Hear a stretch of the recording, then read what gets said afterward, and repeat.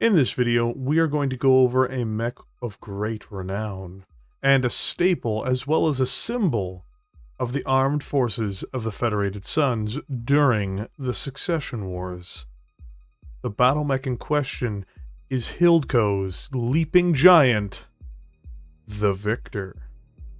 An assault mech weighing in at 80 tons, the Victor is one of those rare assault mechs which carries with it the ability to leap into the air, making great bounds with its jump jets. Designed originally to deal with infantry, the unit was significantly changed in focus before it ever made it to the main production model, changing the purpose of the Victor from being a heavy mech designed to handle light vehicles and infantry to a deadly urban fighter and close quarters combatant with an incredibly dangerous payload. Inexperienced pilots of the Succession War often would stumble across this 80-ton giant without understanding it could jump, and this could be catastrophic for any party lacking this knowledge. Originally built in 2510, the Victor would see over 5 centuries of fighting from the time of its figurative birth to the end of the Fourth Succession War. Production was badly mauled during the First Succession War, though some would continue into the following centuries.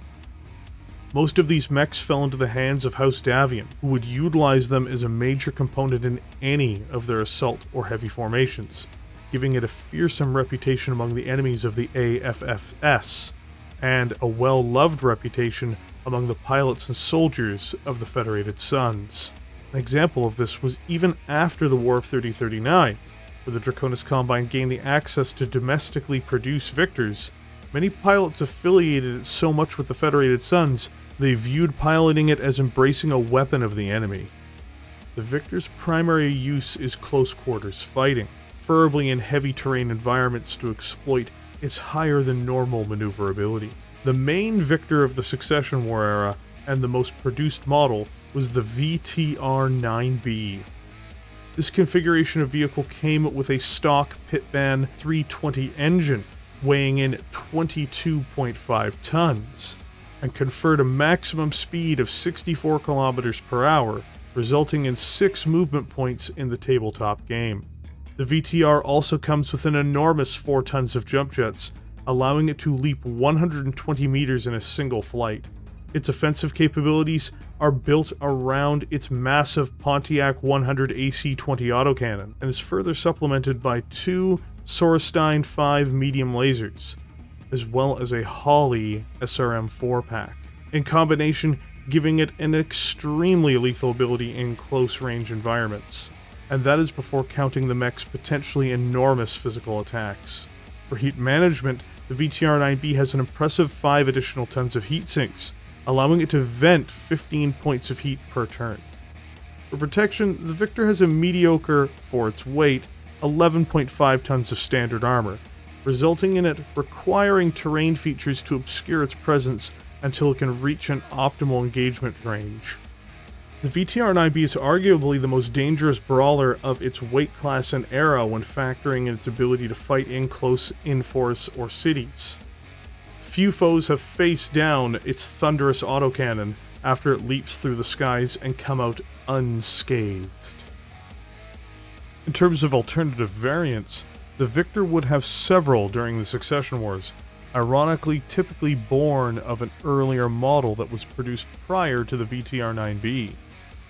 New versions of this veteran design would be produced as both upgrade kits and new production models following the clan invasion, and also into the newest eras of Battletech, exploiting an ever greater series of technological advancements. One of the original models of the VTR, we're not sure if it's the first, but it is one of the earliest production runs, is the VTR-9A. This particular design's composition is a simple modification, if a deadly one, to the pilot and the mech.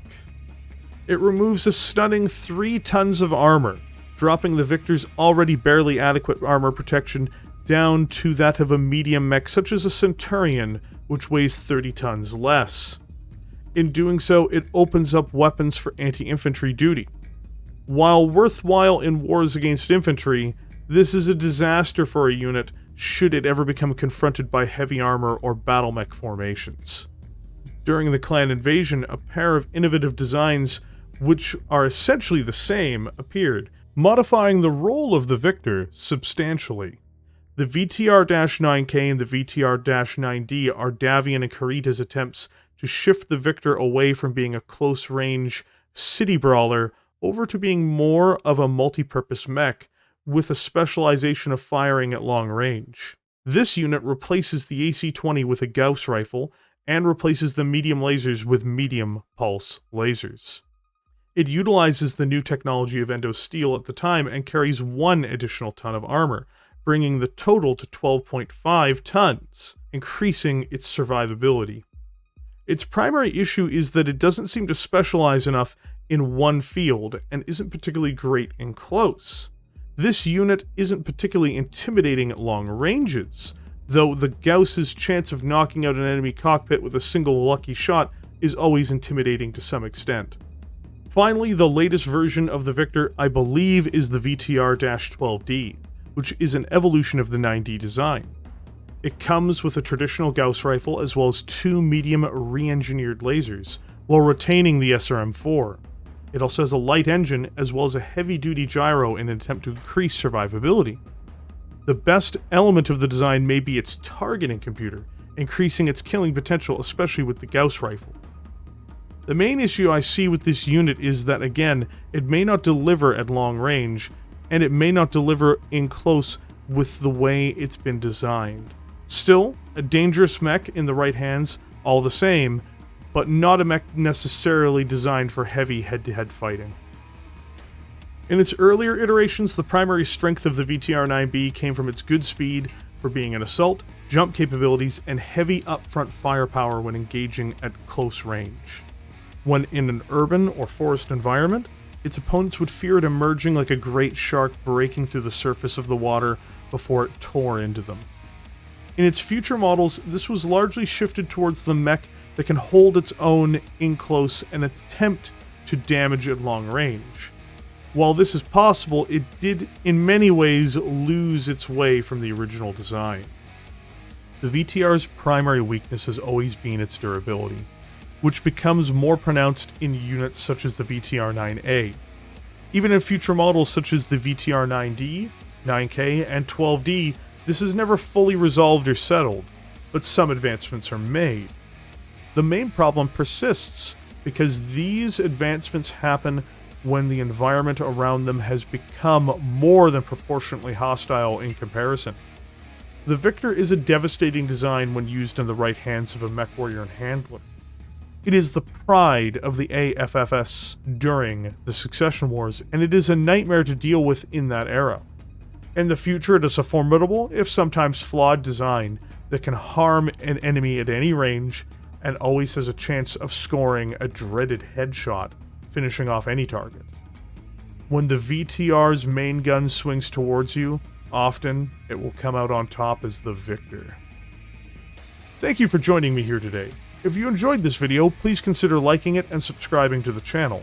With that, I will catch you in the comments section below.